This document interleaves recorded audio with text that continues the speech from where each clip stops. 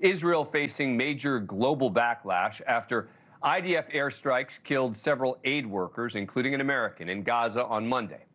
Aid workers with Chef Jose Andres, nonprofit World Central Kitchen, who were on the ground delivering food to civilians there. In a moment, we'll speak to Prime Minister Netanyahu's spokesperson, but Netanyahu called the incident tragic and unintentional, and the IDF flat out said it was a mistake.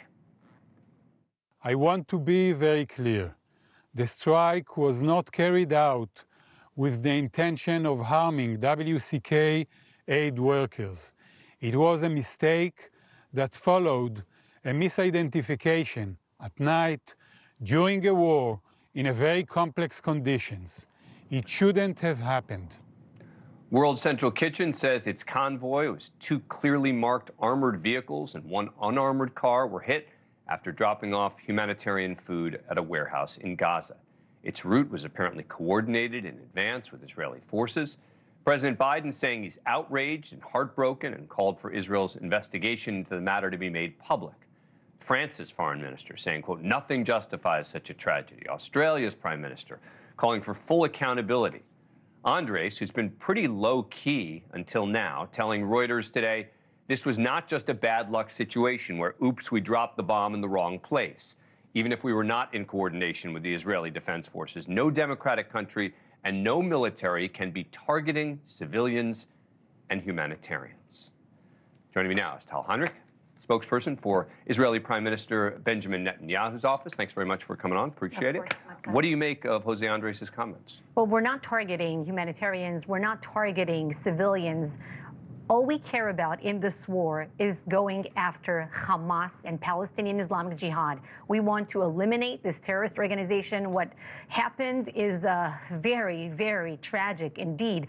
We will draw the right lessons from it and implement it. As you know, there will be an investigation. There is, in fact, an investigation underway, as the defense minister, the prime minister have ordered, the findings of which will be made public. We'll share them with... How long will that take? I believe a few days, but don't take me up on this word. Okay, so we're not talking about months. No, I believe it's a matter of days. Days, maybe weeks, but not months. Because Jose Andres is suggesting that not only was the convoy targeted, and it's clear it was targeted, right? Israel's position is it was a mistake, but that it was still obviously intentionally hit.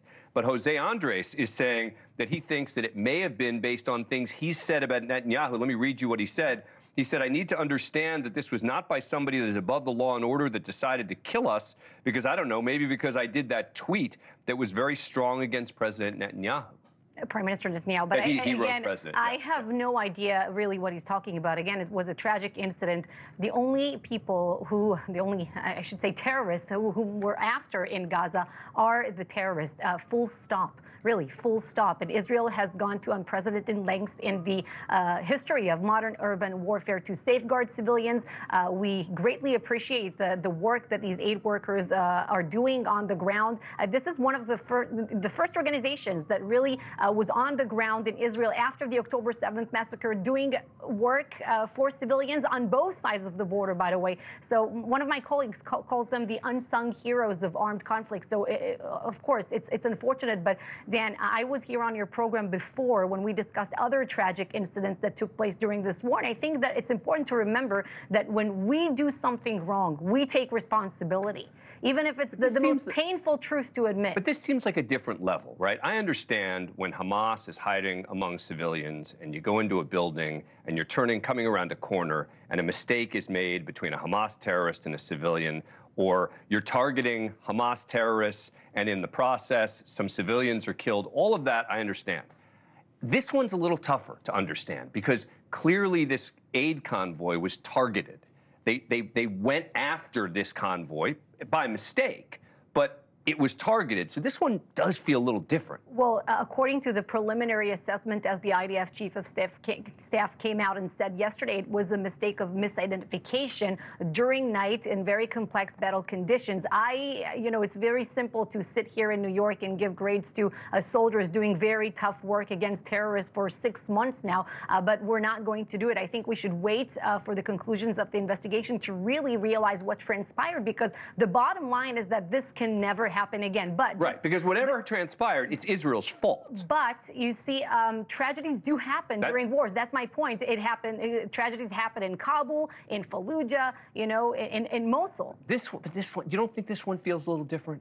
I mean, this doesn't feel different than some of the other tragedies that you refer to? Because I've been very understanding of Israel's position, and this one feels like, you know, it's so bad that, again, it doesn't change what Israel's strategy should be, et cetera.